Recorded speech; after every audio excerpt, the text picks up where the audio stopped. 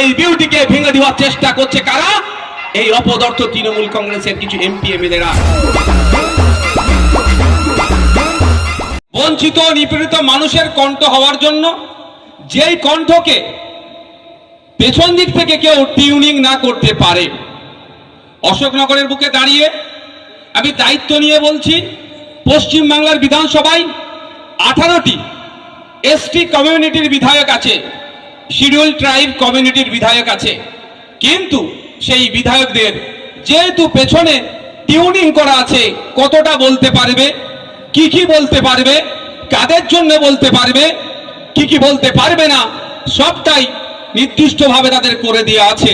ফলে তারা বিধানসভার মধ্যে দাঁড়িয়ে জোর গলায় বলতে পারে না আদিবাসীদের সাংবিধানিক অধিকার 5th শিডিউল সম্পূর্ণরূপে বাস্তবায়ন করতে পারবে। কিন্তু ইন্ডিয়ান সেকুলার ফ্রন্ট যে প্ল্যাটফর্মটা দিয়েছে, এই প্ল্যাটফর্মে দাঁড়িয়ে একজন দলিত, একজন নবশূদ্র, একজন হিন্দু, একজন মুসলমান, একজন দলিত, একজন পিছড়া বর্গের মতুয়া সমাজের মানুষ তাদের সাংবিধানিক অধিকার যা আছে সেইগুলো নিয়ে তার কণ্ঠে বলিষ্ঠভাবে সংবিধানের গণ্ডিতে থেকে বলার পূর্ণ স্বাধীনতা দিয়েছে।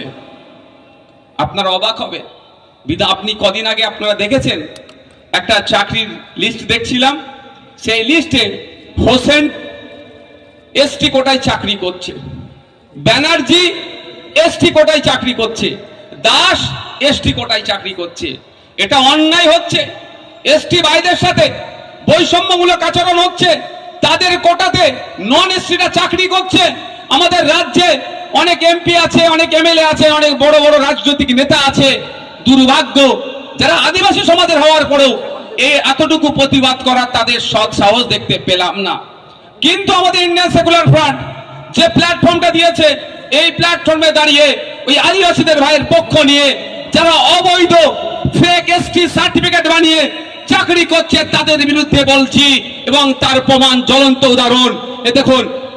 ফেক এসটি এসসি সার্টিফিকেট বাতিলের জন্য আমরা আজকের এই অধিকার সমাবেশ সারা রাজ্যে করে যাচ্ছি। এই জন্য আইএসএফ তৈরি হচ্ছে।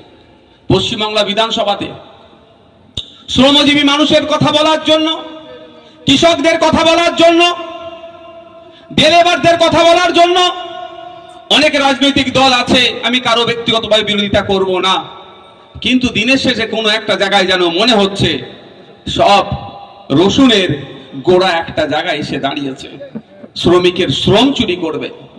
আমি সংযুক্ত মোর্চার বিধায়ক হিসাবে, যেহেতু বাম ফ্রন্ট, ইন্ডিয়ান সেকুলার ফ্রন্ট, জাতীয় কংগ্রেসের মিশ্রণে আমাদের সংযুক্ত মোর্চা তৈরি হয়েছিল, আমি বিধানসভার মধ্যে নির্দ্বিধায় পরিযায়ী শ্রমিক থেকে শুরু করে, চা শ্রমিক থেকে শুরু করে, চা বাগানের শ্রমিক থেকে শুরু করে, বিড়ি শ্রমিক থেকে শুরু করে বিভিন্ন সমাজে যে শ্রমিকরা আছে তাদের কথা বলে যাচ্ছি।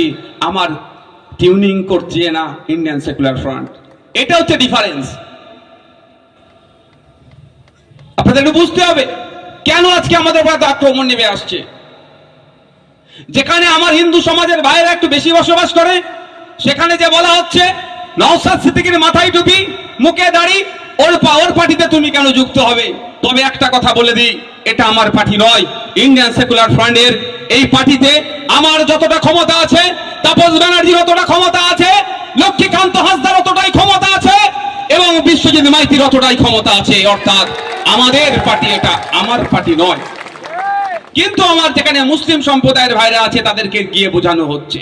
কিন্তু আমি তাদেরকে বলবো, যাদেরকে বোঝানোর চেষ্টা করছে, বলুন, প্রশ্ন করুন, যখন টেট পরীক্ষা হয়েছিল আমার হিন্দু সমাজের মা বোনেরা শাখাপালা পরে যখন পরীক্ষা কেন্দ্রে গিয়েছিল, এই অপদার্থ রাজ্য সরকারের প্রশাসন তখন শাখাপালা খুলিয়ে পরীক্ষা কেন্দ্রে ঢুকানোর জন্য যে ব্যবস্থা করেছিল, অন্য কেউ প্রতিবাদ করেনি, ইন্ডিয়ান সেকুলার ফ্রন্ট প্রতিবাদ করেছিল, নওশাদ সিদ্দিকী প্রতিবাদ করেছিল। কিন্তু আমি মুসলমানদের দল হয়ে যাচ্ছি। একটু আগিয়ে যাওয়া যাক, যেখানে মুসলিম সম্প্রদায়ের ভাইরা বসবাস করে একটু বেশি সংখ্যায়, সেখানে গিয়ে বোঝাচ্ছে কি, ও বিজেপির দালাল। ভালো কথা, বিজেপির কাছ থেকে কোটি কোটি টাকা নিয়েছে।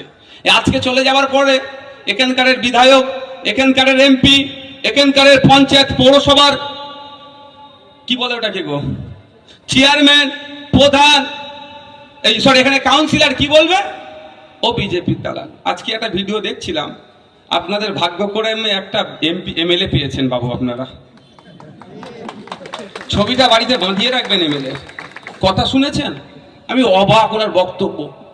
ন্যূনতম সাংবিধানিক জ্ঞান আছে কি না নাই সেটা আমি বলবো না, কিন্তু সংবিধানকে সম্মান দিতে হবে না হবে না সেটা কিন্তু আমি ওনাকে জানাতে চাই। যে সরকারটা চলছে এটা জনগণের সরকার। কোন একটা রাজনৈতিক দল থেকে বেশি ভোট বেশি এমএলএ নির্বাচিত হয়েছে মানে নয়, যা ইচ্ছা তাই করবে, যা ইচ্ছা তাই বলবে। কোন একটা জায়গায় এই অশোকনগরের মধ্যে এই অতিবৃষ্টির কারণে জল জমে গিয়েছে, পানি জমে গিয়েছে, সেখানে যখন এমএলএ পৌঁছেছে কোন এক মা তাকে যখন বলে যে এই পানিটাকে সংস্কারের মানে ক্লিয়ারের কথা, তখন কি বলছে? পঞ্চায়েতের মেম্বার তৃণমূলের, প্রধান তৃণমূলের, এমএলএ তৃণমূলের, এমপি তৃণমূলের, তারপরে যে ভাষা বলেছে বাকি যেগুলো আমার পক্ষে বলা সম্ভব হয়ে উঠছে না।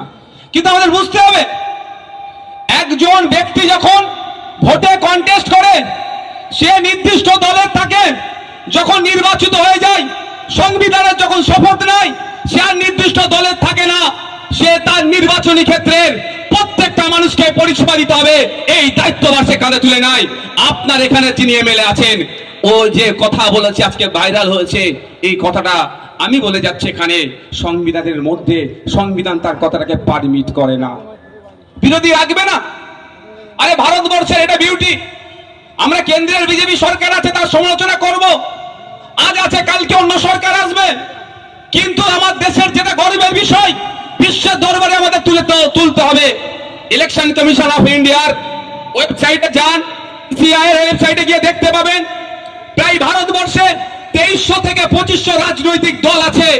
পৃথিবীর ইতিহাসে দেখলে দেখা যাবে আজ পর্যন্ত সারা পৃথিবীর যত দেশ আছে তত দেশের রাজনৈতিক দলগুলোকে একদিকে করবেন, আর আমার মহান ভারতবর্ষের রাজনৈতিক দল আলাদা করবেন ওদের থেকেও বেশি। এটাই আমাদের ডেমোক্রেসি, এটাই আমাদের বিউটি, এটা আমাদের গর্বের বিষয়। মাদার অফ ডেমোক্রেসি যারা জ্ঞান দেয় তাদেরকে বলা দরকার, যেটা আমাদের গর্বের বিষয়। ভারতবর্ষের এত ধরনের রাজনৈতিক দল আছে যেখানে তারা চাইলে কন্টেস্ট করতে পারবে। সেই সিস্টেমকে, এই বিউটিকে ভেঙে দেওয়ার চেষ্টা করছে কারা? এই অপদার্থ তৃণমূল কংগ্রেসের কিছু এমপি এমএলএরা, বিভিন্ন স্তরের নেতারা। এর বিরুদ্ধে যা ধর্ম রাজনৈতিক দলের ঊর্ধ্বে গিয়ে প্রশ্ন করতে হবে, ওনার কাছে জানতে হবে যে আমাদের বিউটি, আমাদের যে ভারতবর্ষের মহত্ব, গুরুত্বকে আপনি নষ্ট করতে চাইছেন কেন? আপনি কি বিরোধী মুক্ত রাজ্য চাইছেন? কেন্দ্র সরকার বিরোধী মুক্ত দেশ চাইছে, আর আমাদের রাজ্য সরকার বর্তমান যে আছে বিরোধী মুক্ত রাজ্য চাইছে। কিন্তু আমরা ভুলে গেলে চলবে না, যেখানে ডেমোক্রেসিতে বিরোধী অপোজিশন যতই শক্তিশালী থাকবে, ডেমোক্রেসি ততটাই সুরক্ষিত থাকবে, এটা ভুললে চলবে না। তাই দুটোই সরকার বিরোধী মুক্ত করতে চাইছে, এদের বিরুদ্ধে আমাদেরকে গণতান্ত্রিক প্রক্রিয়ায় লড়াই জারি রাখতে হবে।